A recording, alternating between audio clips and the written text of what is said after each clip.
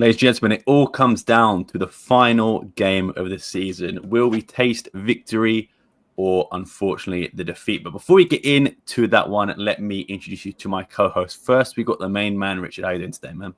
I am good. Not the worst case scenario coming out of a derby, but God, it would have been nice to just be wrapped up by now and not have to worry for another week and trigger my anxiety. But I'm good otherwise. Fair enough. Danny, how are you today, man?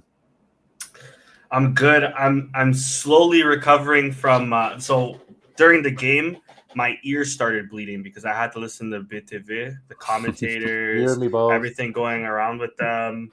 So slowly recovering from that, but yeah, man, feeling nervous as hell. I think I'm more nervous this week than I was last week, but there's a lot leading up to last week's game.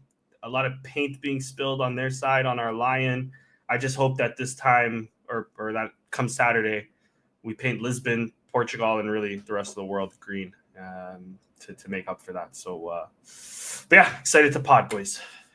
Yeah, definitely. I will say I had Con Murphy commentating my Benfica versus Sporting game. So shout out Con Murphy. A much better. Shout out Con Murphy. I love Conner. He's a great guy. I went to go watch it at a friend's house, and I was trying to convince him to like put it on Gold TV to listen to our Latino uncle Nino, but he wasn't having it, bro. My house rules, I guess. But yeah, we have we have it on CMTV here in Canada too, but like again, they just took the Benfica TV feed, so we got the Benfica TV commentators, and yeah.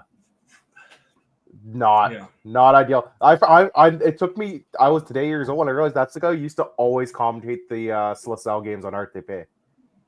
The guy on BTV? The guy. I swear to God, the main commentator. I thought it was Nuno Mach or whatever his name is. No, Nuno Mach is Antonu.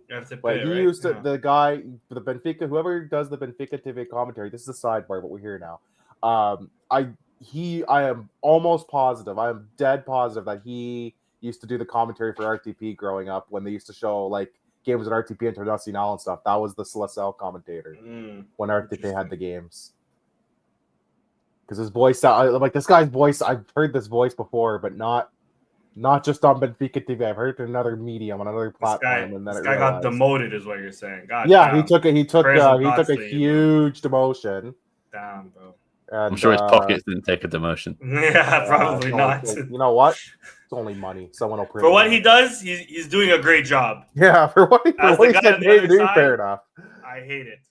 Yeah, but also respect the hustle or lack thereof, even.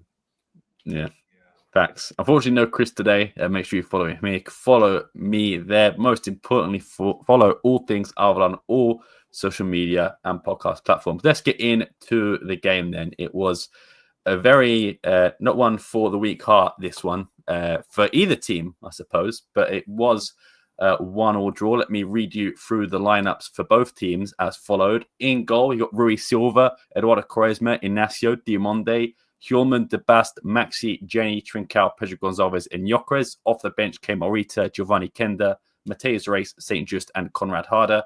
For Benfica, Trubin, Carreras, Otamendi, Antonio Silva, Thomas Arujo, Florentino, Kokshu, Azunes, Di Maria, Pavlidis, and Artur Koglu. Off the bench, Schlotterup, Belotti, Bruma, Dahl, and Artur Cabral. Danny, I'll start off with you. What were your overall thoughts on this game?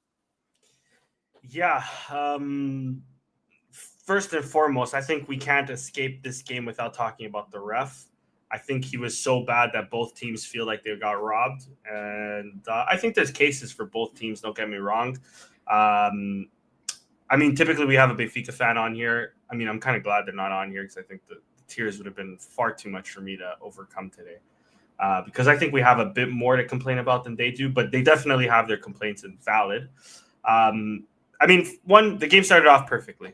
4th minute, Trincão gets a beautiful goal, perfect shot on net, just wide enough for Turbin not to get it. Perfect play from Gyökeres. Both strikers really showing their playmaking ability in this game on both sides, I should say. Perfect start, and we kept on going on the first half. I think the first half was all ours, mostly all ours. Potential penalty call on Pot. I definitely think it's a penalty. I don't understand how that's not given. Otamendi clears Pot. Potts through on goal. He doesn't even get anywhere near the ball. He gets Potts' legs. You can maybe argue instead of a penalty, it's a free kick. Fine, but that was the common thing that I saw. At the end of the day, it's a foul. It's a free kick, not a penalty, but it should and still be a foul and a yellow. And if it's a free kick, it's a red. Yeah. So I don't understand, where the thinking was there. I get it. You don't want to spoil the game, but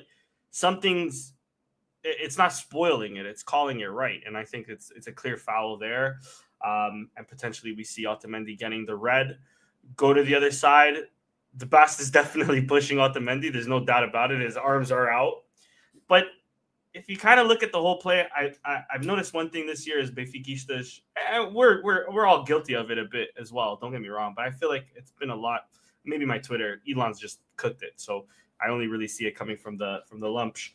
But if you see before the play, before you see the Bast like stretching out his arms, it's because Otamendi fully grabs his shirt, pushes him off. So the Bast is slowly trying to recover his position again, right? Nonetheless, you can claim that as a penalty. I'm cool if that was given a penalty. But one, you call the other one a penalty as well. And two, if you call the other one a penalty, Otamendi's no longer on the pitch. But that's neither here nor there. Not given a penalty. The other one's not given a penalty. I think fair on both sides. Di Maria in the first half was, I think, Benfica's only threat. A few chances where it went over. And then you go to the other side. Pot slots one in, gets called a foul. I've looked at it a few times. I get it. Gyökeres kind of makes contact with the back of, I think it's Araujo's legs. Kind of soft, if you ask me as well. But okay, fine. It gets called off. But again, another sort of call where kind of goes against us. Human gets a silly yellow, and then also Benfica fans are crying about him. He should have seen a red. I think they're also saying Maxi should have seen a red. I'm not exactly sure when, but okay, cool. I think everybody should have gotten a red in Benfica's eyes this game. But the second half was again another poor half from us. And last week I defended Rui Borges. This week I'm gonna slam him. It's far too much, and it's far too often, especially against the big games, where first half we're on top and second half we sort of let them have far too much possession. I mean, looking at the XG, that's disgusting. 0.3 XG, and they had 1.4, and I'm claiming that we could have at least won 2-1, right? It's disgusting on that end, right? I thought we were far too deep. Then the counter, I was cool if we're far too deep, but we're like slicing them over on the counterattack. That's cool, Give me some Mourinho ball. I'm fine with that. That's not that's not what happened. Ref also, they couldn't even get past half. Exactly. A lot of no calls. Don't get me wrong. On the goal that Benfica scored, I personally think there should have been a foul on Trincão. He sort of gets sandwiched from Otamendi and I forget who else. But okay, no call there, and they go around and score. But I thought it was weak when we were moving forward. I also thought it was weak on their goal as well.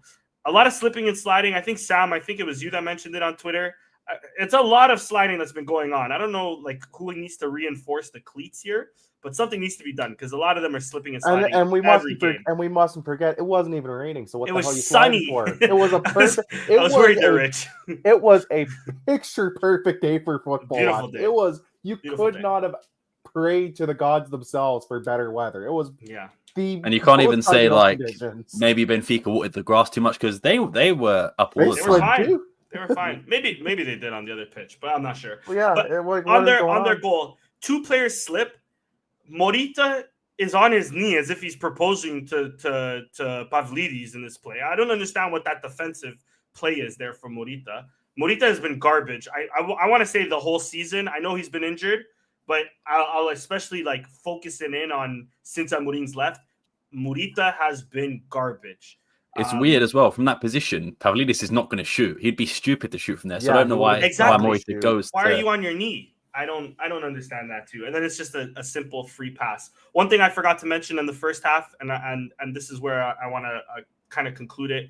The first half, Rui Silva makes a huge save on Di Maria.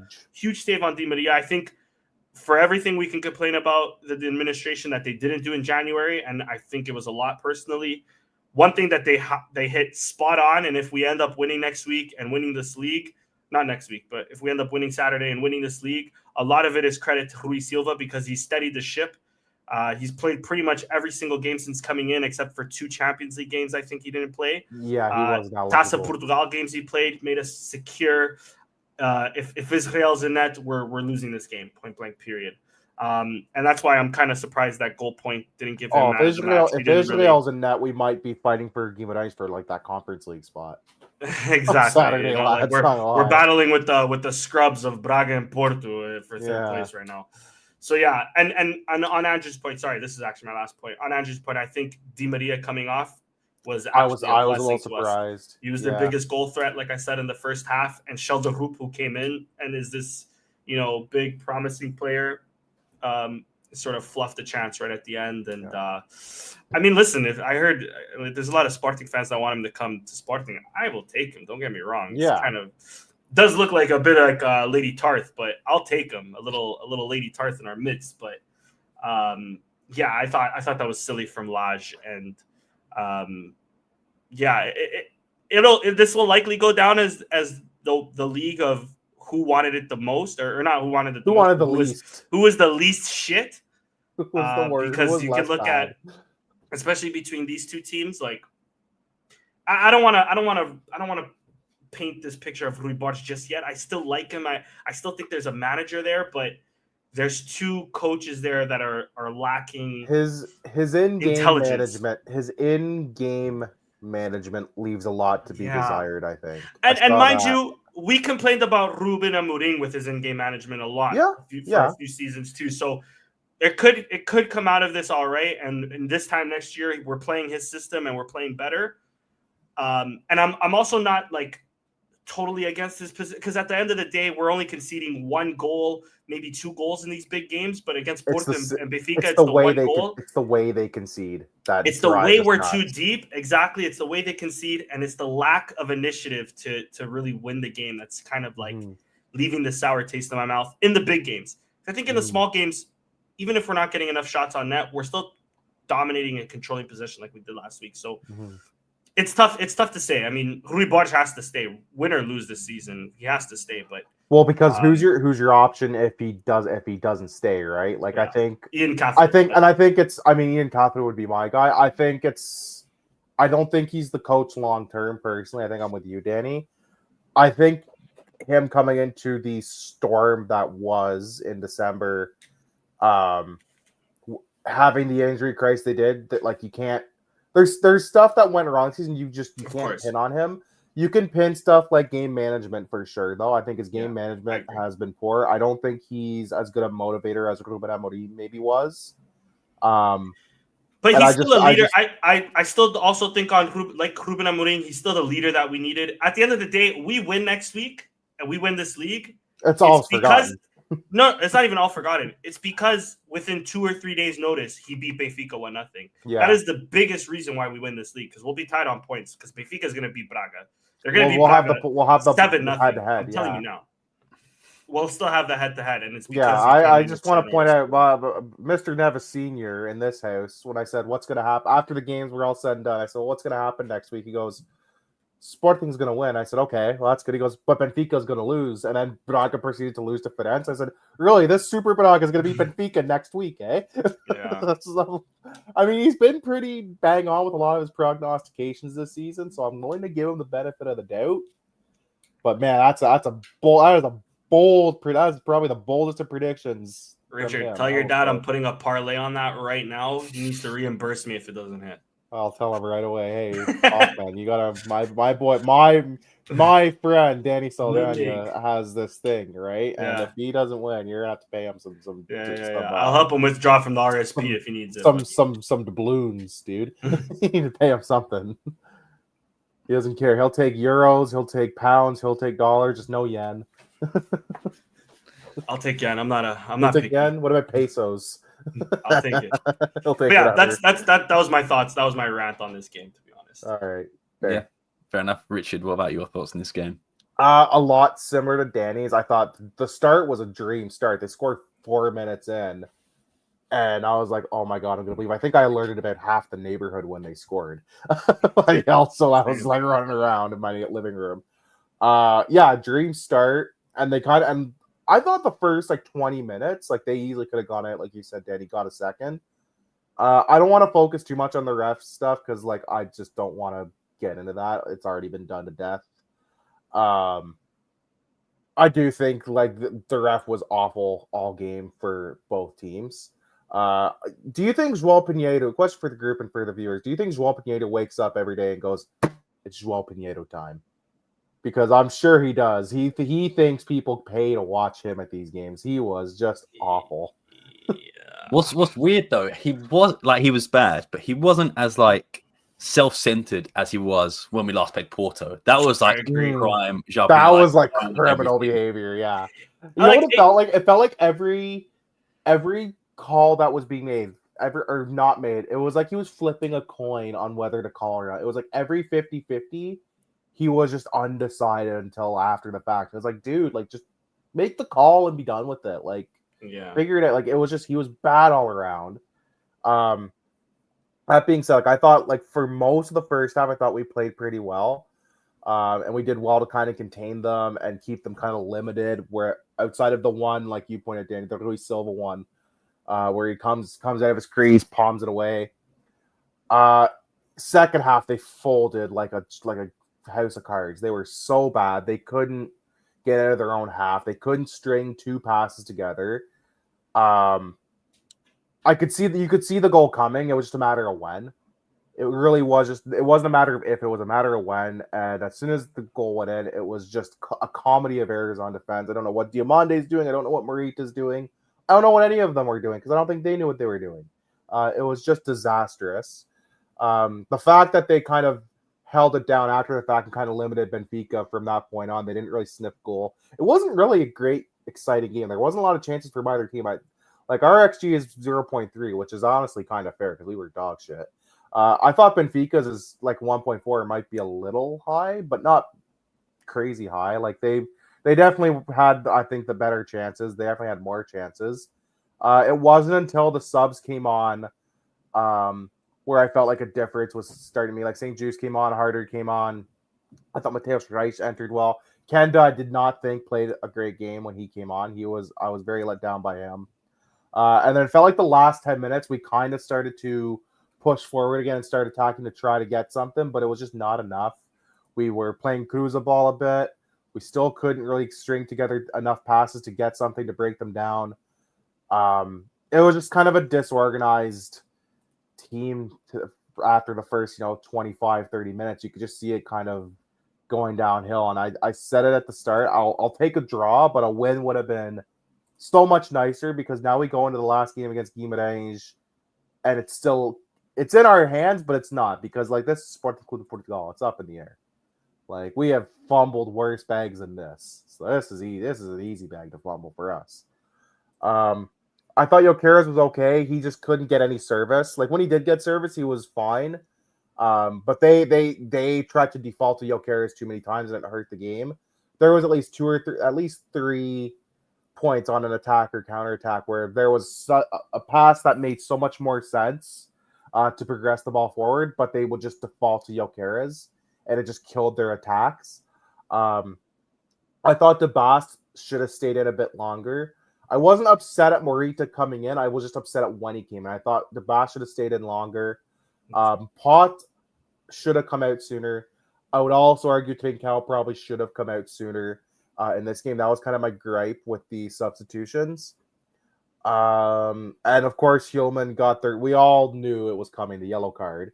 That was the most obvious. He's getting it. If you put, I hope someone out there bet Hillman yellow card anytime. I should have. I don't know what I'm thinking. I told you to. You knew. You knew he was getting a card. I'll be honest, Richard. I'll be honest. I think I like being broke. I'm not gonna lie to you. Danny has a fetish for losing money, man. So hit him up. Hit him up. He hates. I'll gladly bet on the Leafs and Boavista. Bet on something that's gold. That's still the craziest parlay I ever heard. You made money off of Boavista and the Toronto Maple Leafs. That's a never before seen dish. And guess who's betting on them tomorrow for Game 5, buddy? You might as well. But yeah, this was just.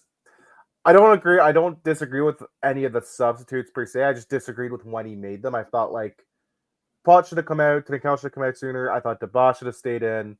And yeah, Hillman I thought was immense. He's probably my man of the match personally this game. I thought he was huge for long stretches. Jenny was Different gravy. very frustrating in the second half, especially. I felt like he just could not get out of his own way. The first half he had a couple of little dribbles. He had a couple crosses that looked semi-threatening, but that second half made me want to just throw something at my TV. He was awful. I think he believes in his own hype. Like he thinks. Oh, like, for sure. Every shot against Benfica is going in now. He's like, I got. This is my game. It's Yeah, Jenny Catamo time. It's Jenny Catamo time, guys. Look out. Which I like the confidence. That's fair, but this was not one. one of those games. Yeah, he was okay in the first, but like I said, the second half he was awful on clearances. He was not great trying to get the ball up and pushing on the counterattack. And even when they did have the odd counterattack, he just was not threatening in any sense. He did the Nani thing I used to always hate, which was do some dribbles and then run right into the guy and immediately lose possession, which is the dumbest thing you could do as a player. It's probably the most infuriating thing a player can do on the pitch for me is try to act like you're this 5-star skiller and then lose the fucking ball. Like, I hate that. If you do that, I hate you. I dislike you. I got beef with you. It's on site. No other real notes from this game. It was kind of a boring game for the most part. Oh, I see that. Yeah. Well, I was going to mention. What was that? What was St. Jude's wearing? What was this Mr. Miyagi Miyagi outfit? Karate Kid. Made it viral. I had it ready. Yeah, it went by. It got lots of clicks. I mean, can I just quickly mention? Is this going to be a lawsuit or something? Why is he wearing an Adidas headband as we're a Nike team? Well, is he it's sponsored like by Adidas? Yeah, he's sponsored by Okay, Adidas because cool. like you can wear the boots, I suppose. Yeah, fair. It's not like he covered up the Nike logo on the kit or something. Fair. Like guys, I'm not gonna lie. I seen him coming in, and I Adidas thought, boots, like, yeah, I seen him coming in. I thought we were cooked.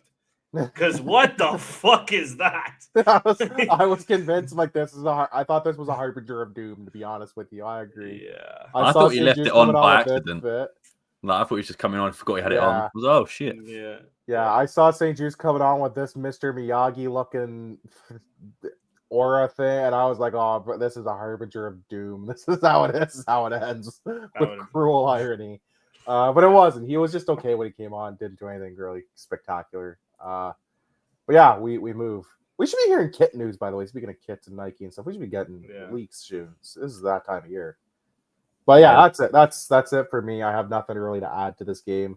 I think a draw was relatively fair, but I think you could even make an argument that we were very lucky to escape with a draw, because I feel like Benfica definitely outplayed us for longer stretches of the game. Yeah, definitely. My thoughts, this, as soon as we scored, I was even more nervous than I was when it was 0-0. So I knew they were going to score. It wasn't a case of like, they could score. It's not if, it was when. When, and in my head, how many? Because I was just like, this is way too early to score. I think if maybe 20 minutes later we'd have been okay, but we scored a goal, and I was like, I wish this was like the 87th minute. I really wish this was like 80 minutes into the future and not right now. Yeah, but it also started off like a weird precedent because I thought we were going to be counterattacked because that goal pretty much was from a counterattack. I was like, okay, this is the game plan we're going to have. And as Danny mentioned, it was just, soak up the pressure and do nothing with it most of the time. But I thought it was a good start, but then B was just like, man, I'm going to have to watch like 85 minutes more and hope we don't concede. But yeah, it was a good finish by Trincao, great play by Gyökeres as well. So shout out to them for the good play. I thought Gyökeres in general, obviously not getting the goal, but in terms of hold-up play, I thought he did as much as he could. I do think Antonio Silva defends him probably the best in the league that we've seen, and obviously Otamendi being there as well. Yeah, and Otamendi, of course, Otamendi is also a great defender as well. What Richard mentioned about Jenny, 100% agree. I feel like whenever he comes up against a defender who is actually quite good, he struggles a lot, and is, like you said, he sort of believes in his own hype that he did that one dribble past Otamendi in the first half, got Otamendi on a yellow, but then I don't think he completed another one after that. And it was just more of the same. We mentioned it last year quite a few times. When Jenny has these performances, it is so frustrating because you can see how one-dimensional he is. He has that right foot. He can take guys on, but he can't really do much else. That's all he can do. And once the defender notices it, it's a long game for Jenny. I think someone mentioned it in the comments that I thought Kenda should have replaced Jenny a lot sooner. I think maybe potentially even in the first the 45 minutes, bring him on. But it is what it is. The back three, even the back four with Rui Silva, I thought were fantastic. All of them I thought were really good. Even on the goal, I don't blame Dimon there, Kresma. I think they just slip. It happens. It unfortunately just happened at an awful time, and they were slipping the whole game. Like Danny said, Morita on that goal, I still don't really know what he's doing. I think maybe Pedro Gonçalves in the box as well could have done a little bit better in terms of getting to the ball. But I do think it was a great run, to be fair, by Pavlidis. And it was also an accurate pass as well. And Maxi is so close, like that close from blocking it. It just hits his head and goes in. It is super unlucky. But with Maxi as well, I think he was my man of the match. I thought he was excellent. I thought he probably one of his best games. I think this one and the game he had against Man City earlier in the season are probably his best games in a Sporting shirt. He was phenomenal. And over the past few games, I think he has been very good as well. He's been one of the most, I think, surprising players. I didn't think he'd have this much of an impact this late in the season. The fact he's starting over Mateus Reis, especially in a game like this, was also surprising to me. But it turned out to be very well. Moving on to Pot and Trincao, man. I know Trincao scored, but that was a horrible performance from him. He was, especially in the second half. I don't know if there was an injury there because he did pick up a knock. He was down for quite a while, but he was just so slow. He could not give the ball away quick enough, and he kept getting tackled. And he has played, I think, the most minutes in the squad, so I do get he's exhausted. But if I'm Rui Borges, I'm looking at the 60th minute, and I'm looking at guys like, I know we take the piss, but Biel is there, Harder is there. I think that's when you make that substitution. And I understand you probably wanted to make all three subs at the same time, but I just think the game is dying. The game is slipping away from us. And I think even before they score, bringing on someone like even like a Kenda or a Harder in that position, I think Loki, even like Fresneda, and you push Jenny up a bit, if anything, right? Like, yeah, where has Fresneda been these last few games as well? Like, he's just completely fell off. He's been a ghost. Like I haven't seen him. Yeah, like he's in the bench and that's it. Like, I actually, that's a name I have not heard in a long time, Danny. That's a great point you raised. I forgot Fresneda was on this team for a bit. So yeah, exactly. Yeah. What the hell? And with the benefit of hindsight, this next point comes. I think Pedro Gonçalves should have been off, been the first off, and instead of bringing the Bast off, I think you bring Morita and Pedro Gonçalves and do a midfield three, because we will pretty much have Gyökeres on his own the whole time anyway. Then you play Trincao behind Gyökeres and do it that type of way. Then actually have Maxi and Jenny as sort of the wingers in the team / wing backs. I just think maybe holding up the midfield, because I do think Kokshu, Florentino, and Azunas are very good in their own right, but as a three, they play very well. I would argue that maybe that's Benfica's strongest positions on the pitch, I would say, is their midfield. And their left back with Carrera. She was immense this game too. Definitely. So I think holding up the midfield and Pedro Gonçalves, I know the footballing IQ is there, and I know he's a great player, but he just didn't really offer much in this game for me, and he hasn't offered much since returning. And I think we all said it a few months ago that Pedro Gonçalves probably did come back, but is he going to be the same Pedro Gonçalves? And it's clear that he's not. And that's no disrespect to him. He's been out for 6 months. That is... I don't expect him to be at the form he was when he was injured. Exactly. Yeah. Exactly. Yeah. And it's not his fault. He's been injured for so long, but it's just... I think definitely in games like this and in games for the rest of the season, although there's only really 2, playing him in the first half is good. But then as soon as the first half finishes, I think then he should sit, or maybe give him to like 50 and then make him sit, and then bring on see how the first unless he's had like an impact. If he has an impact, perfect, keep him on. Yeah. But if not, I'm with you. And to your point as well, Sam, because you bring up a good point, especially if we're gonna sit deep in the second half, why not have 3 midfielders, one of which was a center back? Yeah. You can have Trincao and Gyökeres up top for the counterattack. You can then even bring on Harder and Gyökeres, and they would just obliterate them with pace on the counterattack too. So, if we're gonna sit deep and try to absorb pressure, I'm with you, Sam. Why not have an extra body in midfield? You could even bring off Pedro Gonçalves, move the Bast back to a centre back, and then move Eduardo Quaresma at right wing back, and then move Jenny up. Out, yeah, exactly. Yeah, exactly. But like I said, that's the benefit of hindsight, I suppose. Like at the end of the day, I do think the result was fair. I did think Benfica were going to score again every single time they had an attack. Oh, yeah. Me too. Because it Yeah. was just, it was so us soaking up pressure. The one time I thought we might get something is when St. Just went on that run, and I was really impressed because he was going to go all the way, and he gets taken out behind. I think it was by either Artakoglu or Kokshu takes him out. I was like, man, I feel like that would have been a goal. That was the run. That was it. That was the spot. That was it. That was it. But yeah, none of the substitutes really had any impact. Morita, I thought, was poor.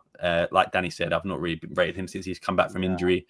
And rumors are he's hurt again. He's having muscle issues. So I don't know if he's going to start versus Victoria, if he should start versus Victoria. Who else do you Which start? is just fucked. Who are we playing on? You know? I was thinking about this. I was going over in my head.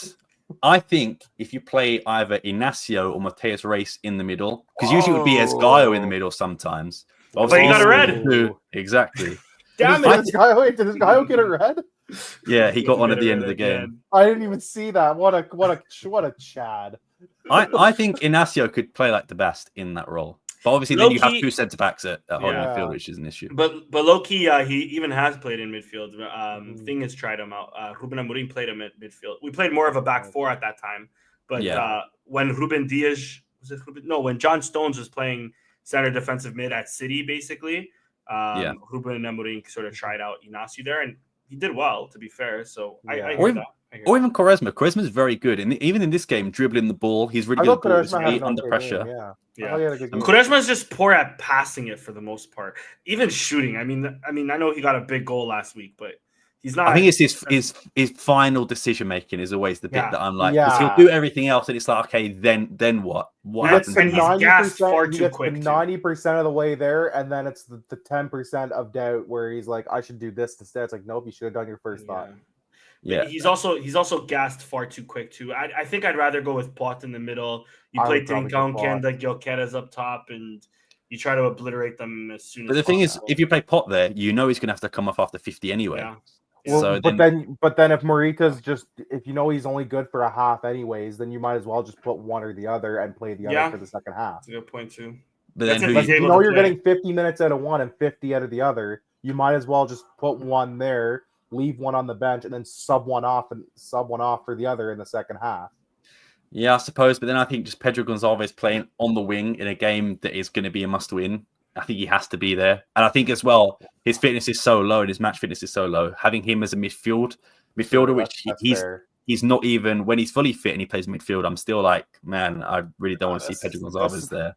This is going to be the Pot game. The Guimarães game is going to go sicko mode. Man, I hope so. Hopefully. I'm hoping. The last thing I want to say about this before we go into the individual sort of penalty shouts and red cards and things, Rui Silva, man, we mentioned it a bit earlier, but what a signing he's been. Compared to what we had with Kovacevic, Franco Israel, there were times, like I mentioned, Vladan, Anadan, true. But even when Benfica went on the counter-attack, I know I said I thought they were going to score. Rui Silva was so good. And what made me laugh and love him the most, he wasted time as soon as we scored. He was taking so long. He was king shit. He was like me and Seven aside as soon as we got up a goal. I was like, take your time, lads. It's all right. I'm surprised he didn't get a booking in the first half because he was he was just king shithouse time wasting, and I respected the hell out of that. But like I said, in the individual saves, the one that he saved, which was given as a goal kick anyway, was crazy reflexes. But he's just so calm with the ball with his feet. You know, he made some other good saves. But yeah, even things like ticking down the clock, I don't think really Franco Israel does that very well. No. So no, I'm really impressed with Rui Silva, and I think he's been. I think you can make a case. I think the Bast is definitely up there, but I think he's been the signing of the season, and he's only been here for half the season. To me, it's between Rui Silva and Maxi. One of those two are signing of the season. That's a good shout. But I just think if we had Rui Silva at the start of the season, because we all know we needed a goalkeeper at the start of the season. Yeah, exactly. I mean, we did sign a goalkeeper. We just signed one worse than. We signed the wrong one. We signed the wrong one. We signed the wrong one. We should have gone after Rui Silva sooner. Yeah. Facts. Let's go into the individual sort of decisions that are in the game. Obviously, I can't play the videos, but I'll show the pictures because a lot of them are here. So we've got this one. We got a yellow, which is fine. We'll leave that one. Yeah. But this is probably the biggest one. This penalty decision, and from there he goes through the back of him, doesn't get the ball. I think it is inside the box. I guess if that is the case, outside the box, it is still a foul. But And I still just, a yellow. it didn't even go to VAR. Like, he didn't even look. But I feel like if Chris was here, he would say if that gets called on the pitch, they're not sending him to VAR to go and overturn it because they would just give it. They're So yeah. I think between this one and the Thiago Jalot one, It's that they where didn't he even go. grabs It's that they Gyökeres, didn't even go to Yeah. VAR for that one. both of those calls, I'm just like, how on earth are they not penalties? I think the Jalot one is a bit more of an obvious pull, but this one I'm just like, I think Chris was this obviously the ball. is obvious as well. He doesn't touch the ball. He clearly just gets all of his He leg. just hits I don't him. understand. On how a this yellow isn't clear card and as obvious. well. He's Exactly. already on a yellow. Exactly. So, man, that is. And then they say we have the Collingwood. That's my favorite part about all of this. And you reminded me of the Jalot one. In the big games, what Collingwood are you talking about? We get fucked every single time. And not to mention last week against Gilles Vicente, the refs clearly had an agenda against us and nothing. So this is I don't know which one I'm more ridiculous. upset about, this one or the goal that got called back because of a foul from Gyökeres. Yeah. I think this one is the more clear and obvious one out of everything here, Yeah. to be honest. So we're all in agreement this one should be a penalty and a sending off to 100%. Otamendi. It should have at the very least been a foul, even if the contact's sending outside off. the box. It's a foul and a card. Yeah. Cool. Agreed. This one, of course, hits his chest. We all know this isn't a penalty. That's fine. It's nothing. This one, Danny alluded to it earlier. Mm-hmm. I would not be mad if it was given, but if you watch the play, Otamendi does tug the jersey of the Bast first. He does. Yeah. He fully shoves him too. So. But the Bast is stupid enough to sort of fall for it. And The Bast is an idiot. because for me, if you're going to do that, you sort of have to look at the ball to make it look like, oh, I wasn't like really paying attention to Otamendi. Yeah. If you look at the ball, you sort of get away with it. But he's He looking wasn't right at looking at the ball. Otamendi He was the looking whole right at time. him. And on top of that, Otamendi is so far away from the net, even if he does win this header, that you can kind of allow him to get it because at best he's like floating it in the box, and Rui Silva can kind of gather that up. Yeah. You know what I mean? Mm-hmm. So, and even if it's a goal, they might call it back anyways because of what Otamendi did to the Bast. So Mm-hmm. This one I would have probably given as a penalty because it's just stupidity on the Bast part, and Benfica fans had legit gripe about that for sure. Otamendi and Pollock kind of mentions it here too. He kind of also dives in for this play too, but I was going to I'm say here for it too. There's two hands on it. Yeah, I don't know if it's because it was Otamendi that went down. If it's someone like, I don't know, Thomas Arujo or Antonio Silva, if they go down, is that given?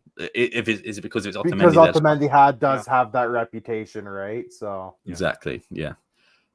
So I guess we'll all agree we can see this one would be given as a penalty. Like, I wouldn't mind it. If it was a penalty, I wouldn't cry that much. To be honest. I would have been fuming at DeBoss for giving away a stupid penalty for what feels like one of our center backs doing that for the 10th time in the last month. Time this year. Yeah. We mentioned this one as well. This one pissed me off because I don't see the foul on Gyökeres. He gets hit by two guys. That's what I think. But at the same time, this one should go to VAR to check because João Pinheiro does the right thing. Why did they not go to VAR? Was he allergic to VAR? João Pinheiro does the right thing. He does not blow until the ball is in the back of the net. Yeah, so that's dead, essentially. That's fair enough. So in my head, they should go, okay, João Pinheiro, go to VAR. What do you think? But they just didn't really look at anything. And there wasn't a good enough angle. Obviously, I can't play the video, but there wasn't a good enough angle on the live broadcast that made me think, what happened there. I wonder why there wasn't a good enough angle. I believe it was only shown once. That Otamendi penalty shot was shown at least 5 times. Every stop ball, they're showing the Otamendi thing. Yeah, every single time. And this is why Sporting in Porto and every other team in Portugal said we don't want to broadcast games on our own channels because of shit like that. Yeah, and I don't understand. Benfica fans. Not all of them, but a good chunk of them sat there and said we were idiots and that would never happen and that the integrity of the game would be upheld no matter what. It's why I hate local broadcasts in sport. It's why it needs to be national so you have some semblance of objectivity in the commentary, in the analysis, and in how they're covering the game from a technical standpoint. Crazy how that happened. They didn't even think about going to VAR for this. I'm even cool if they have broadcasting rights for their games at home. Cool. No, but listen. But it also has to be given to Sport TV. so that the so it Sport shows TV are still simultaneously. showing the same images that BTV. If you want to have your own commentators and be biased, cool. Because the Benfiquistas would want to see that. I mean, when we watch Modalidades, we'll watch it on Sporting TV. There's obviously going to be a bias there. Cool. But especially in like the main sport, which is soccer, it has to be throughout. It can't just be Benfica TV, because then it's exactly what we're complaining about. And then the fanatics and you Benfica fans will look at us like the crazies. We can have this conspiracy theory you show the penalty, but you don't show this. You don't show that. I guarantee you, this play happens on Sporting TV against Benfica in the exact same game. They are up in arms. Yeah. And understandably so, because it's stupid. Yeah, it's stupid how we are limited to one local broadcast for a specific team for only one team out of every other team in Portugal. It is stupid how that was ever allowed to happen. And God, I miss when Seek had all the games. When games were actually produced well. No, Sport TV has been sick, though. I don't mind Sport TV. Is fine. The guy's an idiot sometimes, but he's an idiot for all teams. I don't mind that. Yeah. And Sport TV is okay. I just wish we didn't get... For the Portuguese people that don't realize it, Sport TV, what you guys have in Portugal is fucking incredible. I don't know how much you guys pay for Sport TV. I would pay that every single month. I mean, I have an illegal box. But if I wanted to pay to watch an illegal box. I mean, my friend has an illegal box that he pays for as well. Your close personal associate. Yeah, his name's Sani Daldania. Sani Daldania. Exactly. Yeah. Everybody bitches about like Sport TV. I agree that like the coverage could be a bit better, but like, man, you get every game. Like that's amazing. Like I don't know, like I want to know because like we don't really have. Most times I'm watching Sport TV anyways for almost anything. UFC, Sport TV. Like I just don't have it on the Leafs just because it's so funny to hear them talk about hockey, but. Yeah, anyways, I can't watch hockey on Sport TV. Sorry, I can watch anything else on Sport TV, but I can't watch a hockey game. Yeah, so we all agree this one is wrong. This should have counted. I would have at least liked to have gone to VAR. Yeah. For the love of God, like, were they allergic to VAR? Did they not have a crew? So he's like, we can't go because the guys they're drinking or something. Like, what the hell? We didn't go to VAR once this game when we should have gone to VAR like 3 or 4 times. We'll give this one 50-50 then, sort of in the middle, so we can see why. I guess if it is the foul, but we want to see more clear. Yeah. This one is a strange one because I actually thought this one was more of a penalty than the one before, and I'll try and maybe get the video up in a different browser. But Maxi does pull Artukoglu's shirt, and if Artukoglu goes down the second that's pulled, I'm surprised it's not a penalty. Yeah. I'll try and get it to the exact point, but. Yeah, I am actually a bit surprised that one also didn't get called. But again, why did that one not go to VAR? We're not even done the first half. We've had 4 instances where they should have gone to the video review booth. God, I hate this. I'm watching it now. Let me see.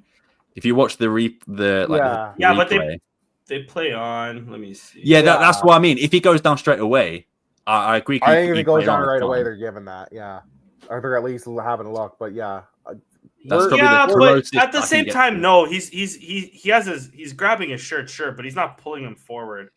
He's keeping him there. They did this to Gyökeres all game, and they've done this to Gyökeres all season too. Yeah, I agree. That's probably why I think it is. Like I said, as soon as Maxi pulls that there, if he dives, I think that's given. I think it's 100% given. I think you can make a case of that the shirt's been pulled, even though if it's a light pull, you shouldn't really do it. But the fact that Artukoglu carries on, I guess the ref's like, cool, he can stand. But in my opinion, if he falls straight away when that happens, then I think it's difficult to argue. But again, maybe one that should have gone to VAR if he falls. Yeah. I think the way the play went, it's fair because he played advantage. They had a shot, they missed. But again, if he falls backwards, yes. If he falls forward, I don't see it. But at the same time, to be fair, we were just crying about the Jalot and Gyökeres and his shirt pulling too. So I can see it being called too, to be fair. Yeah, definitely. So again, I guess that one's a 50-50 in most cases. Again, that one's not clear and obvious. You know, the only clear and obvious one so far has been the block one, in my opinion. Yeah, I think it was an elbow on Gonzalo. I can't remember this one, but I don't remember this one as well, so I'm not going to comment. Yeah, it looks bad in that frame. So yeah. This is the one that a lot of Benfica fans have been crying about because they're saying this should be a second yellow for Hjulmand. And Yeah. I think it is incredibly soft. I think Yeah. Artikoglu knows exactly what he's doing. Hjulmand is just standing there to shield him off, and Artikoglu's just fall into his arm. That is what I think happened, because we've seen it happen a lot with Hjulmand. So personally, I don't think that's even a foul, let alone a yellow. Do you boys agree? Yeah, but the refs in I Portugal call those 100% of the time is the problem. Yeah. It's also on that one. He's sort of running into his. Again, this is like the second time or the third time I've seen them crying about this in Portugal. You can't run into somebody's elbow and be like, And "Oh then my god, you can't elbowed be, yeah, me." you can't be the one Are you who's kidding me? initiating the If I'm running, contact I'm running and like tag this. foul. Yeah. And I hate And that. on top of That's that, not a Benfica specific thing. That's everybody in Portugal. So many Yeah. people in Portugal go for that, like get goaded by that foul. It's like you cannot be the one who's initiating contact on the ball carrier and then say he fouled me. That's just It's not also- how it works. it's also the main thing is also too is like I want to say like not 90% of football, more so than just like the playmaking, the shooting, you're protecting the ball. If you can't protect the ball, you're never going to make it as a professional, right? And Hjulmand is what, 6'1", 6'2", and Artikoglu is like 5'8", 5'9". He's good. Yeah. He's simply shielding the ball. And Mhm. again, Artikoglu is running straight at him, and he's running straight at his elbow. You can't blame the player for that. The player is not intentionally going to You like. can't penalize It's not like a he's player on his for back size. and Hjulmand is like throwing his elbow back to protect the ball. That's not the case. The case is he's dominating the ball. He's sort of lifting up his shoulders so he can control whoever's coming behind him, and you're running into his elbow. That's not a foul. That's You never also, a foul. you shouldn't You're be being an idiot. penalizing. You shouldn't be penalizing a player for size at the end of the day. Yeah. That's Yeah. what that If, foul again, felt like. if he's running past him and he's extending his arm and throwing it Yes. back, as Yeah. we've seen a million times, yes, that's a foul. Or if he's going like this, 100% a foul. 100% and give him the second yellow. That's not the case here. And again, like I said, on the timeline, I don't know if this year, at least it's only been a Benfica thing. They don't like showing videos. Maybe No. they're No, worried about getting banned. They only like showing images. They only like showing the pictures that benefit them. And that's it. I'm not sure if you're going to show it later on. Maybe it's the next one. Maxi does like a okay, perfect. Sorry. Yeah. This one here. He has the ball. He's doing, I forget what it's called, a roulette or whatever. Yeah. And Tomás sticks out his foot and Maxi catches it. He's not stamping him. He's controlling the ball. He's trying to control the ball and to run forward. He's not even the defending. If it's the defending part, if Maxi is the one defending, he's trying to win the ball. He misses the ball and he gets his leg. I don't care about intention. That's a yellow card. But if Maxi is the one dominating the possession, Tomás is trying to win the ball and he gets his foot stamped because Maxi does a trick. That's not a foul. Maxi has the ball there. So as well, it's images. Maxi is putting his foot down just as he would do normally because he's done the skill. Yeah. He's not moved it to injure or he's not gone out of his way to step on him, really. And more so, he's simple in my eyes at least. He's not the one defending. He's not the one trying to win the ball. He's the one player with the ball. So yeah. Exactly. Where is he going to put his foot? He can't put anywhere else other than the leg that Tomás is reaching out to try to win it. So you have to play on. It's not a card, in my opinion, at least. It's not a card for these cases. Yeah, I agree on that one. I think this is another one of the still images. I think this one's a foul. Don't get me wrong. It's a yellow. Yeah, it's not a red. People keep saying this is a red. It's only red if it's above the ankle. If that is on the shin, then 100% I agree. It's a red. But he's gone for the ball. He stands on his foot. Cool. Yellow card at most. It's not a red. I don't think he got yellow though. To be fair, so yellow card then. Yeah, so, I think that was the. God, I hope that's it. I don't have it in me to keep talking about the ref. That was the last one, but yeah, let's go on to predictions, shall we? I don't think anything has changed since the last one, but it's been a while since zero things changed. But I'll pull that up right now. Actually, 1 second, Daniel. I mean, low-key, the only other one that I can think of, I just wanted to make sure it was Otamendi just now, was there's one where they call the foul right at the end, but Otamendi sort of does sweep Gyökeres. That can easily be a second yellow, in my opinion. Yeah. But anyways, yeah. All right, here we are. No points for anybody. 0 point. None of us got anything. We didn't have a goal scorer. We were all close. We all had a 1-0 or 2-1. But no goal scorers, so 0 points. The optimism got to us, but I think we all knew deep down in our hearts this was either 0-0 or 1-1, or we lose. I was going to put a draw, yeah, but then I was like, almost oh, changed fuck to it, a why draw. not? You gotta be I was like, let's optimistic, leave it man. and hope. I hear you. So we go to match day 34, the final match. I've already gone in.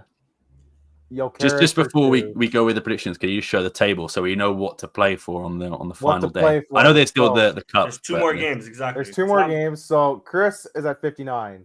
Danny, you're also at 59. I'm actually going to put you both at third now. Sam, you are at 62. And I'm just a little bit ahead at 84. So lots to play for here. So that 11-0 prediction from one of you guys is going to hit, I'm hoping. Make it interesting. So I've gone for Yokera's brace and a gutsy 2-1 win on this day. I'll start with you, Danny. What are you predicting and why? So, like you mentioned, 11-0. No, I'm kidding. I'm not, but it's not going to be that far off. I'm going to go with a 5-1. Okay. I'm hoping. To be fair, I would rather rather your prediction because I don't know that I can. I'm not even able to watch the game, so you can imagine my anxiety. I'm going to be like refreshing every time the score. I'm going to be terrified. So yeah, I would rather a 5-1 or some drubbing. Yeah, I'm just going to hope the boys are motivated. They don't have Handel, and they're missing somebody else. Relvas is also missing. Yes, exactly. And they just lost to Fidense. I know Fidense is fighting for survival. Yeah. So there's no shame in that. But, I mean, we're fighting for a title. You would like to think they're fighting for Europe. Yeah. Yeah. So Yeah. But what, 5th place for sure gets Europe, or it's a playoff? Conference League. Okay. Santa Clara put some respect on the against the AVS. No. I'm not disrespecting the conference. I'm not disrespecting the conference, especially not for Guimarães, please. Yeah. But okay, I'm still gonna go with a 5-1 win. Guimarães will win money if we win the league. So I'm gonna go with. Unfortunately, not true. No, it's not. It's been debunked. They only get money if Benfica win with the then. deal.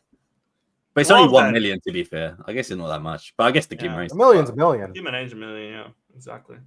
Yeah. Okay, so yeah, I'm gonna go with the Gyökeres brace as well, Rich. I think you're onto something there. Okay.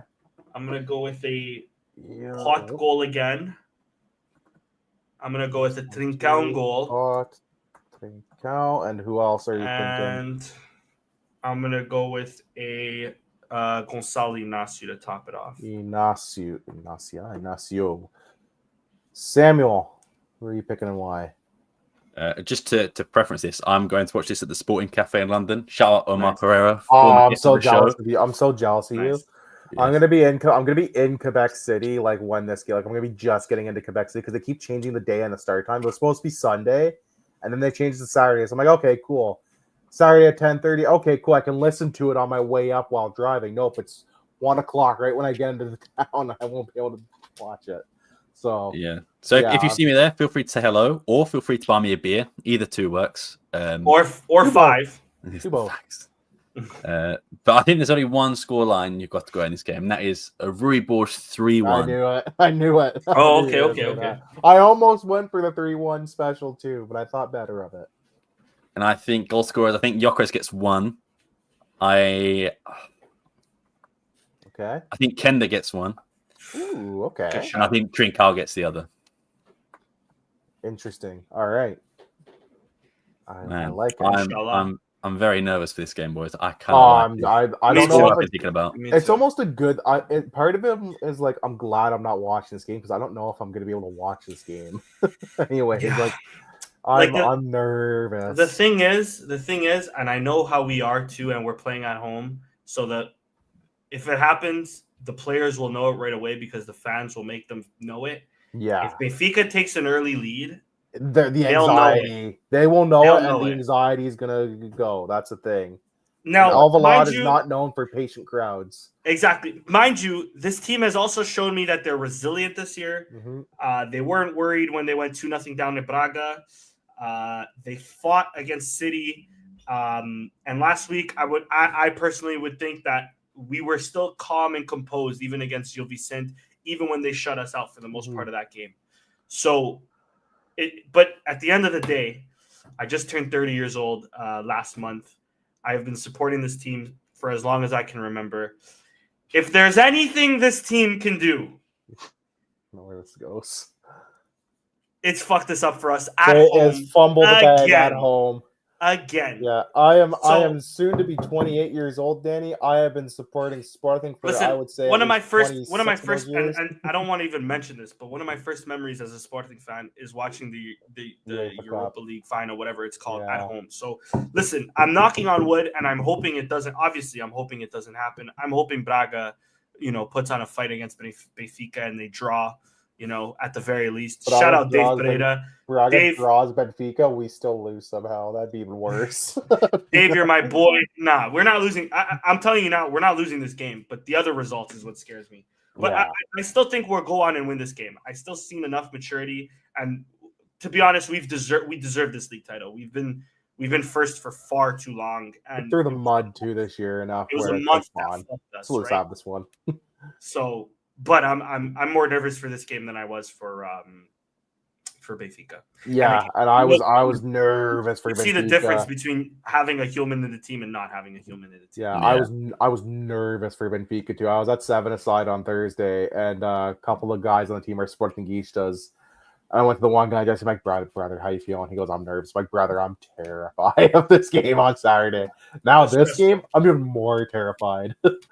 Oh, Lord. I will say, if it happens, we can blame Richard, because 4 weeks ago he said that the most sporting thing to happen would be to blow the game. Would be to blow the league on the last game of the season. And I said we could tie the game at Benfica too and still have the tiebreak. Oh my God, I'm gonna be right in the war. I love being right, but I hate being right. But it would feel so poetic, Yeah, but I will say I want them to prove me wrong. I really want to be proved wrong, but this team doesn't do that very often.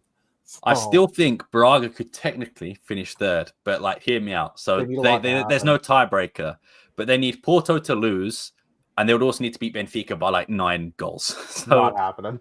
So you never know. You never know. There's a chance. There is a chance, man. But also, they're at home, so I guess Braga would want to try and win at home, I suppose, to send the season off. Yeah. I don't know. Will João Moutinho want Benfica to win at home? I guess would he want Sporting to win the league? I don't think João Moutinho actually cares. If I'm being totally honest with you, I'd be very surprised if he cares one way or the other. Yeah, if anything, he'd want to fuck over Sporting. So yeah, true. I'd be very surprised if I wouldn't be surprised if feelings. João Moutinho just rips through his whole team and slots a bottom corner against his own team. So. Gets the ball at midfield, turns around, yeah. He's broken my heart once in my life. He can easily do it again. So yeah, facts. Yeah, we'll see. There is one thing I want to end it on. It's actually a Twitter question we received, and it was received by by Albert of Longball Football. He asked a question, and he says, "Do you think Rui Borges is the right man wherever you win the league or not?"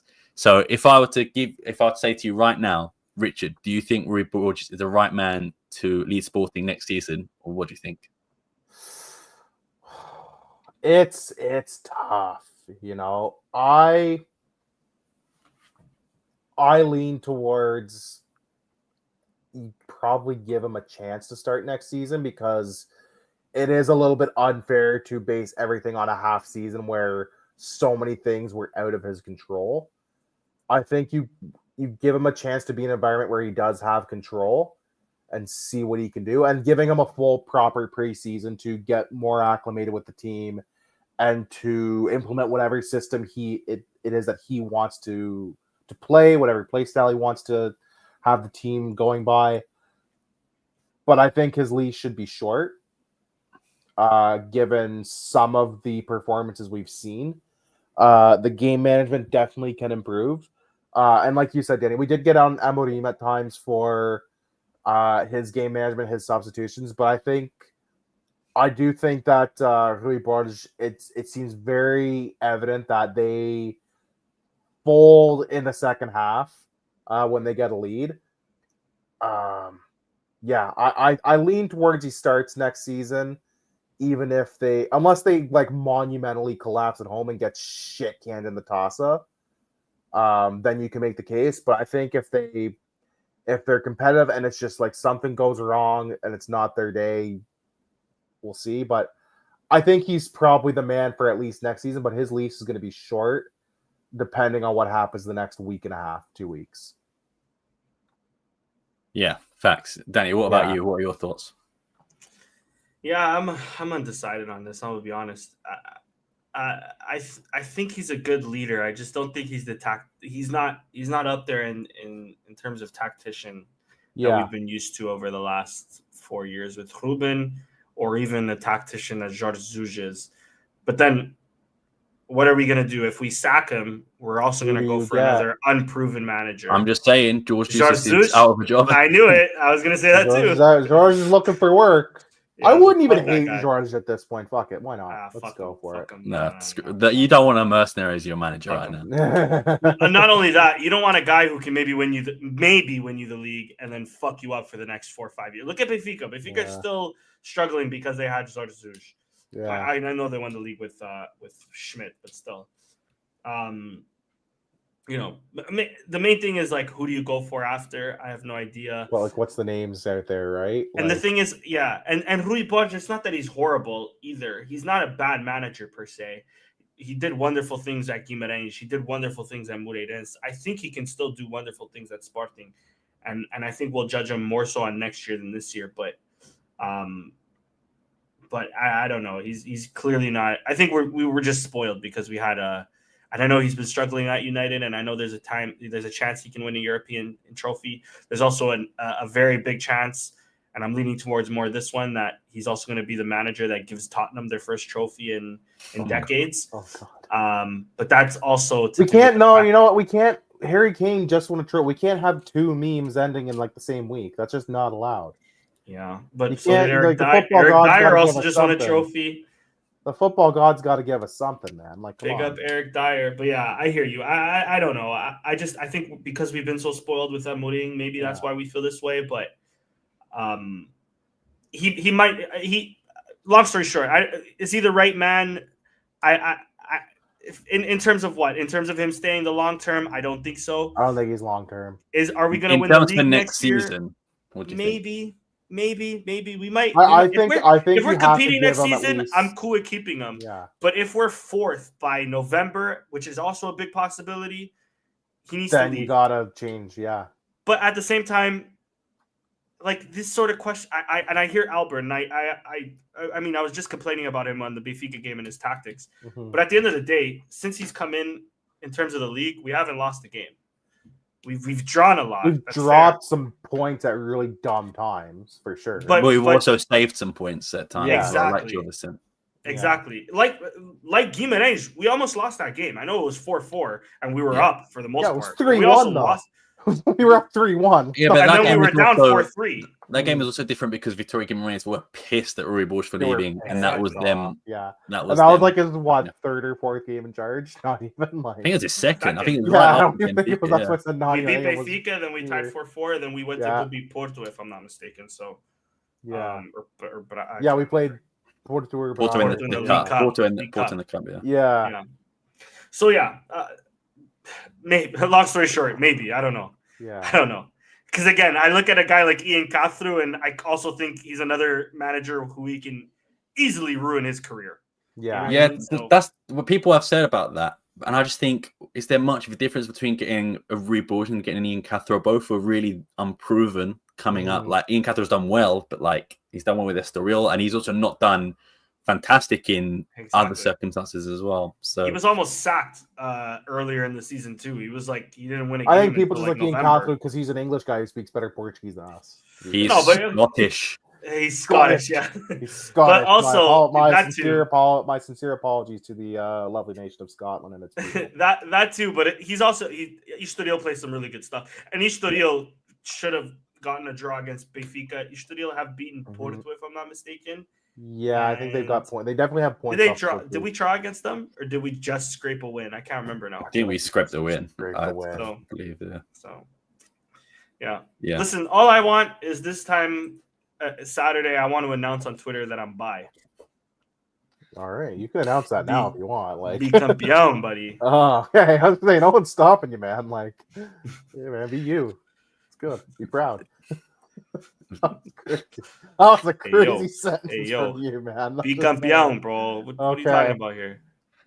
B, not buy, man. You're B. You're my B. bad. You're buying something. Listen, I'm a Luso Canadian. I just thought it was by He's campeón. He could be buying a lot of things. Campeón might not be one of them next week. Who knows?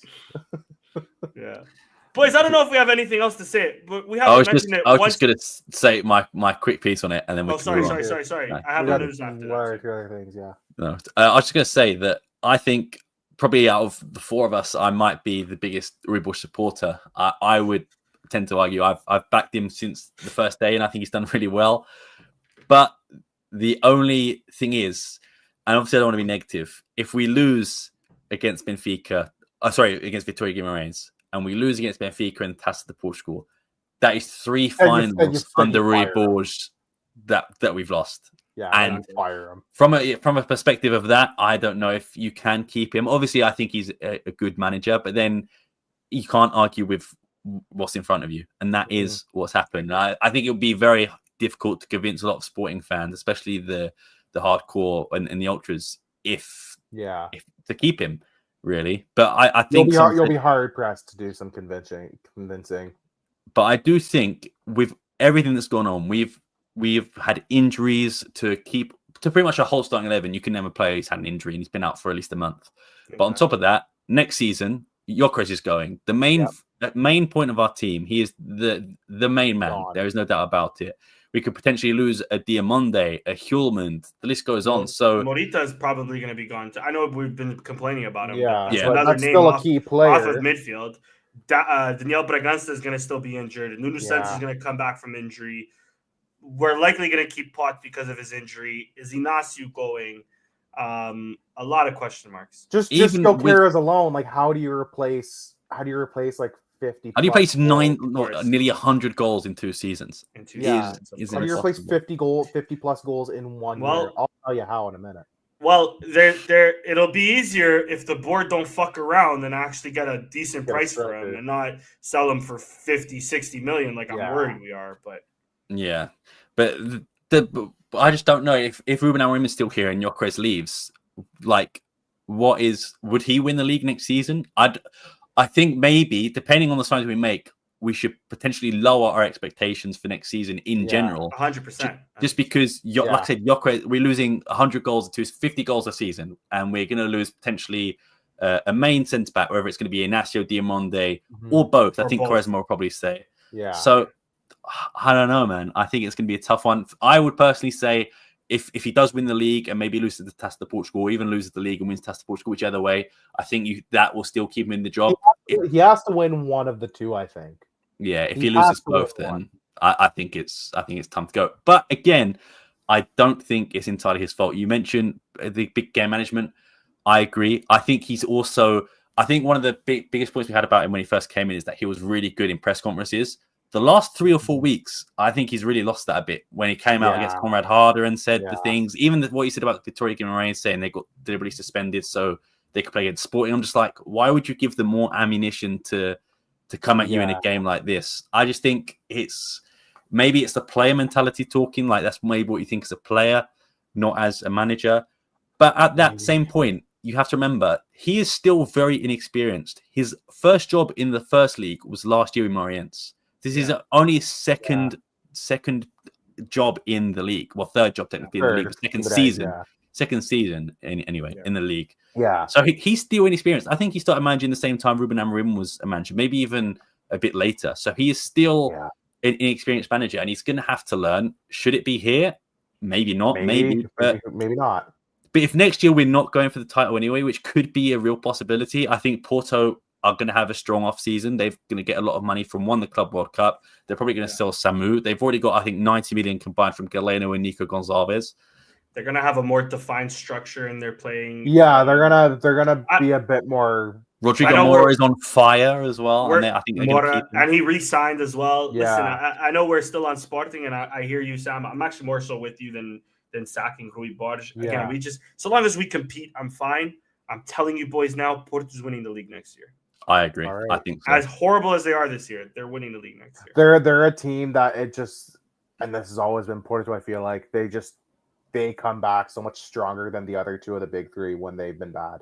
And they have some players that haven't even been playing. Like this William Gomes kid is actually fucking disgusting, and he barely plays. But watch him play more next season. So yeah, I also think the way you're looking at Porto right now is that this season, of course, was a write-off from the beginning, even with someone like Vitor Bruno, and that was Andre Villas-Boas being like, we have no money, and then he's made the money to reinvest. He's made some money back, But I also think this is a thing that is either end of the spectrum with Porto. They're either going to do really well or win the league, or they're going to do like what Benfica did, to spend 100 million and still be in the same place. Still, not budge. I can see that. But I think they've got a good director of football. I do like Andre Villas-Boas as well. I think he's probably what Porto need, and I do think maybe what the league needed for Porto as well, because we need more of that. Peace, of course. Peter Costa was a very toxic individual, so having someone like Andre Villas-Boas, a younger guy, level-headed guy, could work out in Porto's favor. Hasn't done yet, but I think with the team they had, they weren't going to compete. First year in charge too. First year in charge, he's taking over a broke club too. Yeah, it's the I give him. It's the same. I kind of gave Varandas that first year. Like, you're coming off of like a shit show.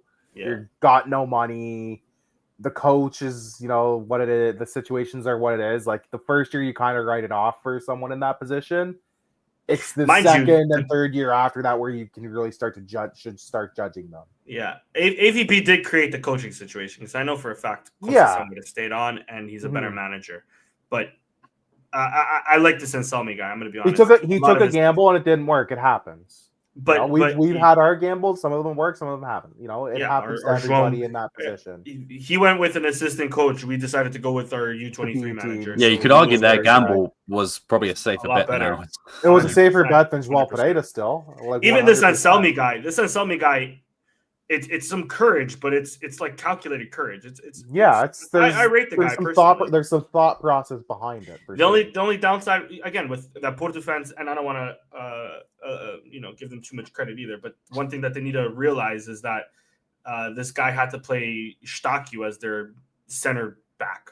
So at one point, give the guy some credit here. Like, he's working with a bunch of scrubs. And he's already benched a few of them. Like Otavio's lost his position in the squad. I think Daryl Jalou has already been said that he's going back to Juventus. Yeah, and those are disciplinary reasons too. So he's trying to change the culture of the club too. So I think Porto's gonna have a this stuff doesn't happen overnight, right? At the end of the day. Yeah. Guys, really quick, I don't know if we're gonna say anything else on other news. With just one thing that we have not mentioned once this podcast that actually bodes well for us on Saturday. The Pope is a lion, baby. I saw that picture. We have the power. Are you saying we have the power of God on our side, Danny? Because we have anime, baby. I don't think. We got Morita on our team, buddy. I was gonna say we've never had the power of either or on our side. It feels like, so if we have the power of both, hang on a second. An American named Leon and Chris isn't even on this podcast. What the heck? What the hell? And we might as well shout out Steph wherever you are, buddy. An American Pope. Leon Caraglio. I thought it was. Our Italian man. Our Italians at the Conclave wash. They've dropped like 4 straight popes in a row now. What the hell? Italians might be washed, man. Yeah, popes. I was really rooting for the Filipino guy. I'm not gonna lie, bro. Yeah, I needed a Tito in the Palpatine. Anything else we got to get to? There's one. It must be spring, because we always get this rumor every year. I don't know who reported this. This one I feel like it's really. I haven't seen a source. Oh, okay. There we go. Right at the bottom there. Who the hell is that? Spanish newspaper, I think, right? Yeah. So I read the BN Sports article, and they said sources and media in Portugal have reported, but I'm like, but they hadn't until you reported it. So what the hell? It's spring. It must be spring, because we get the story every year. I think I'm tired of it. I will say he likes the attention. Let's be honest with ourselves. I will say. Sorry, go on, Danny. No. Go, Sam. Go, Sam. I was going to say that I agree with you that I think there is this story. I think, like I said, we're not going to really know what's coming next year. And if Gyökeres goes, it might be an option. But also, my 2 predictions at the start of the year, in this calendar year in general, were Spurs to win a trophy under Ange Postecoglou and Ronaldo Jr. to come back to Sporting. So I could be 2 for 2. And that's my point. I think why there's some legs here is, one, the kid just got called up to the U15s. Yeah. So his debut today. Yeah. Made his debut today. I've seen some clips as well. So, he's clearly been following his dad throughout his career, because even in Juventus, Ronaldo Jr.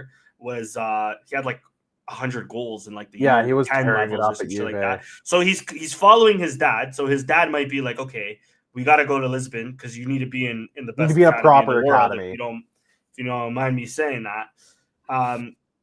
And two, again, we're getting rid of Gyökeres, like you said, Sam. We're gonna need a striker. I'm not saying this guy's gonna be our guy for the entire season, but we have Harder, we have an up and coming guy, we have a guy who power and pace, so maybe he can learn under Ronaldo. Maybe Ronaldo takes a bit of a a gigantic pay cut, comes home, takes care of his hotel. He's 40, so he might just do it for the love of the game. He might just do it for the love of his kid. Yeah. And there's he's not had other than making a lot of money in Saudi, he's not had a great time out there either. He didn't dominate the league like they imagined he would. So he didn't win titles like they thought that he would. He scored a lot, and the only reason he didn't come a few years ago was Ruben Amorim, and Ruben Amorim's not here to say no now. I know Varandas was salivating to get him. I think even if Ruben Amorim was not there, I still don't think he would have come. I disagree. I disagree. Any other manager, we have Ronaldo back at Sporting. I'm telling you now. Yeah. Varandas is salivating at this. I think so. They're salivating at the marketing for sure. Yeah. But like, do you want this? Do you want that ego? Do you want that headache on the team? What's the first door of Alvalade Stadium called? And then what's our academy called? He wants What's the stadium probably going to be called? What's our stadium? Yeah, what's our stadium going to be called soon? Exactly. I'll respect him for coming back. He should have done it after he left Juve. The next best time was after United, and he still chose to chase the bag, which I understand. I respect. But I just don't know that I want him on this team. Ronaldo, you either retire or you come home for free. That's it. That's it. That's it. Either you're done, or no. There's secret option number 3, which is go to MLS and team with Messi. He can't. No, do it anyways. Fuck it. No, he can't. He's not allowed in the country. Rich, yeah, exactly. He's gonna get arrested. Well, how's he gonna play? How's he supposed to play in a World Cup next year? Hopefully he's not. He's just gonna play in Canada or Mexico. He's not gonna play. So if they make the round of 16 or quarterfinals and they gotta go play the rest of those games in the States, he just doesn't play. Richard, let me break some news to you. If Ronaldo's our striker in 2026, we're not making the quarterfinals of the round of 16. Yeah. Okay, fair enough. Yeah, there are another thing I think is a good omen for it is, the World Cup is coming up. He would want to stay in match fitness. I know he's still technically in RSR. Yeah, but you're playing in the Champions League as well. I'm sure there's still another record he could break in the European Champions League. Football. Whether it's Champions League or if they somehow wind up in Europa League, if they don't win the league and they fall out of Champions League qualifiers, but it's European football at the end of the day. And also, I believe next year or the year after, I think it's next year, is an election year for Varandas. If his thing could just be, I'm the one who brought Ronaldo home, and that would get all the old heads voting his way. To be fair, he's going to stay regardless anyway. I think, there's just no one right now. If next year is horrible, I don't think he's. Well, I mean, if they blow everything this week, and then he doesn't get Ronaldo, and then next year starts off horrible. Which are all in the realms of possibility, unfortunately. And if that happens, and then if you listen in the background of Alvalade very faintly, and it'll start to grow and grow over time, you start hearing Bruno de Carvalho no beat, Brincadeira Terrora Limite. Ooh, I'm telling you, bro. Oh, Lord. I'm telling you, bro. Especially our Angolan followers, since he's making Kizumba. Who realistically, Bruno aside, actually would if they actually stood a chance? They'd have to come up. They'd have to come up at the end of this season. It'll have to be in the preseason. It would have to be someone who's starting their campaign on Monday. But also, it would be a good point. Obviously, I don't want this to happen. I don't want Sporting to lose anything. I really hope we win the league. But if we do bottle this thing, what perfect time for someone to come in and be like, okay, something needs to change. Yeah, but then flip side, it's like, oh, you don't really love the club. You're just being opportunistic. Someone was gonna. Yeah, regardless, but was Varandas not opportunistic in a way? I Of suppose. course. I know. He still had his reasons, and there were still like 9 other candidates as well. But you have to be in politics, man. Yeah, that's fair. The way it That's is. fair. that someone's gonna have to. They're gonna have to start on Monday, May 26th. They're gonna have to start their camp. That is the day they need to mark on their calendars as they need to potentially start announcing their campaign. Yeah. Let me also just make it clear here too.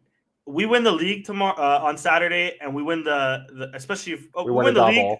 I'm here for it. We win a double, bro. Bring Ronaldo. Bring his son. Wayne Rooney can be our manager. Fucking Helder Postiga. I don't know where you are. Come be our sporting director. Not Helder Postiga. I'm thinking of the center back, Anderson Polga. Come be our sporting director. William Carvalho at center defensive mid. I don't give a fuck. Bring back Adrian. We love that. Bring back Adrian, bro. I don't give a fuck. Adrian coming back to be the new Vibes guy. We can finish 8th next season. I'm happy. I don't give a fuck. Freddie Montero to sell some NFTs. Be careful what you wish for. That's why he still plays soccer, by the way. His NFTs ruined them. Be careful what you... Just Danny, be careful what you wish for. That's all I don't give a fuck. Give me a double and all I'm gonna say. Do whatever you want. I will say the reaction to this was pretty mixed. There was some that were just like, hell no. There was some we know Danny's thoughts. Yeah, there was some like commented that. Michael is where I'm at, which is from a commercial point of view. It's gonna make this club so much money, like more than they've ever made. But yeah, on the pitch, like he's Dave not bringing that much. Yeah, Dave has a good one. As well. Dave went very, very specific, oddly specific from Dave, but fair enough. But stuff like this, an elite threat in the pot, like is he Lucas? Really are you watching football? To be fair, he did say can still like potentially like one game or two. He misses more sitters than he scores now, though. At the end of the day, like I forget who's coming up from the second division. You don't think they're gonna be starstruck? Like, wow, Ronaldo. He's gonna score. He'll score 10 goals. He'll score 10 goals. Until some plumber from like Shavs decides to just fucking 2-foot him. If AVS still have a charring goal, yeah, it's going to be hard work for Ronaldo to score, man. Yeah, fair. Yeah, but it's 50-50, I suppose. Some people say their grandfather should come in, who's 88, to be a good goalkeeper. I mean, to be fair, Israel's not very good, so we could use a backup. That's not a bad shout. There's a few others say like maybe I don't really agree with this. I don't know about that. I don't know about the inspire the young players. No, it would though. It would. He's a great example to have in the yes training and no. pitch. No, he is. In training, he is like the elite. In training, absolutely. But then you get his behavior on pitch where he bitches and moans when things don't go his way immediately, and that's also not a great example of that. But he sort of has if any player can do it, it's like Ronaldo and Messi. You know what I mean? Like he's reached the pinnacle. Yeah. I'm just tired of look what he used to do. I'm like, yeah, that's great. That's not today. Yeah. I used to weigh sub 200 pounds. That was a long time ago. Like it's about the here and now team. Yeah. I get it. But like I said, if we sell Yokres and we're rebuilding and stuff, and we're not, to be honest, I don't know if we're going to challenge for a title. Why not? And I think Rui Bush did all right with someone like Nelson Oliveira up front. So same age. What a shout! I forgot about that. I forgot about that. You turned him into a goal scoring machine. Yeah, and then he left and the conference. We're gonna sign Nelson Oliveira to be his backup striker. What do you do? Cold. I used to sign him all the time. My footman just says in that 2014. Bro, 15. I used to always. But you would be for like Vizio or something, no? No, for Sporting all the time. FIFA 13 career mode. That was my guy. I always signed because he had crazy. He always had like 5-star potential. Always. He always had wicked like 80+ potential. Of course, I was signed for like €2 million. Of course, I signed that guy. Yeah. Thanks. Never forget the legendary 2011 Portugal under 20 team led by Nelson Oliveira and my guy Mika. He was someone's cousin. I think Bruno's cousin. Bruno's cousin. Yeah. Let me also say last thing on this Ronaldo point. I'd rather Ronaldo than what's his name, who's like the top goal scorer right now. I think for not Rio Ave. Santa Clara. He's signed for. You mean Clayton? Clayton. I'd rather Ronaldo than Clayton. Sure. I'm telling you now. Yeah, fair enough. I think that's all we have, unless you guys have anything else to add. No, we'll try to be back next week, hopefully as champions, but we'll see. So I'm going to be a very happy or very sad or very depressed as we preview the toss of the Portugal. And then after the toss of Portugal one, I think we should do our season end awards like we do every year. So we'll make sure to look at our predictions in the preseason and go back and see what we predicted, see what was right, see what was wrong. But let's not get ahead of ourselves. It's a big game next week, so hopefully the biggest. We knock it down. There was one more question that I think I don't know if one of you guys could answer. Probably, actually, both of you should be able to answer. Okay. Let me just share my screen again. It's from Alex Carvalho. Let me get up the. What's Alex?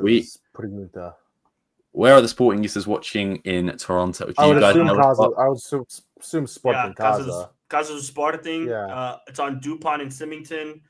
I won't be there, but if you I would also assume probably like Churrasqueira Barrada, Danny would also probably have it. They're great. I don't know patio. if they have TVs. Yeah, they do. Yeah, they're one of the best. They're one of the best soccer patios in Toronto, actually. Rosa Branca is my favorite one. It's on college. Rosa Branca is a good one. So is Barrada's also on college. Yeah. If you go to Casa do Sporting, just yell out loud Saldanha, the man that answers you. Buy him a beer.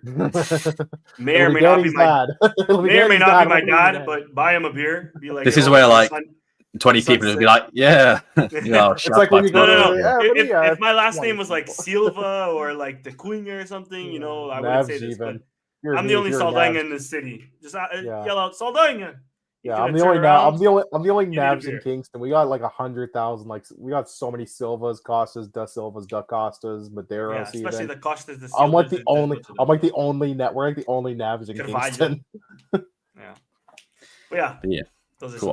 there. As well, shout Sergio, who is a Benfica fan. I did see that he tweeted there were some Sporting fans there. Benfica Casa, which is cool.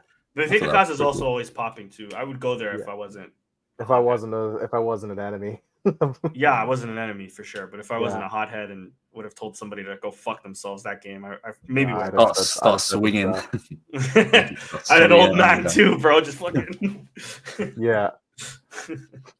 Cool. I think that is it. So let me get up the handles of everyone. You can follow Danny there. You can follow Chris, who couldn't make it. You can follow him there. You can follow Richard there. Myself there, but most importantly, follow all things Alvalade at AT Alvalade on all social media and podcast platforms. We should hopefully see you next week, and hopefully we should be in good spirits. Knock on wood, but if not, see you then.